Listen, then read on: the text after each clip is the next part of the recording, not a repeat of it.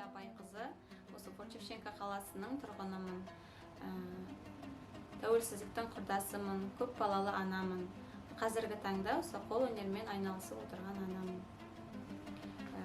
Менің осы қолөнермен айналысып жүргенім осы ұмытылып бара жатырған қазақтың ұлттық нақыштағы дүниелерін жастарға дәріптеу.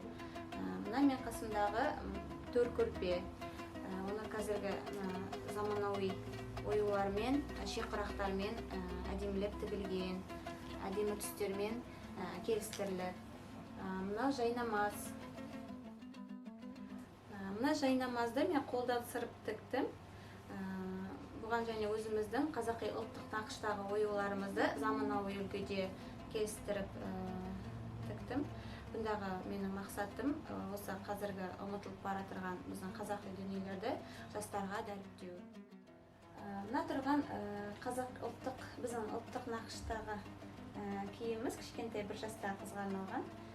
Бұндағы кәжекейді бұл ақ көз матадан өзім бояп, біздің қазақи ұлттық оюларды әдемілеп сырлап салдым. Одан кейін әдемілеп чешский бисерлермен көмкеріп тіктім.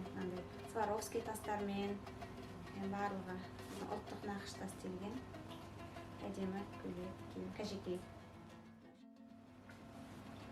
Бұның барлығы мен кәсібімнің бастамасы, үйде бала күтімінде отырып жасаған.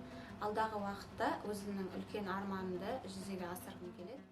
Осының барлығы біздің тәуелсіздігіміздің арқасында жеткен жетістігім. Барша қазақстандықтарды тәуелсіздіктің 30 жылдығымен құттықтаймын. Алдағы уақытта жастарымызды осындай біздің ұмытылып кеткен ұлттық нақыштағы дүниелерімізді дәріптеуге шақырамын.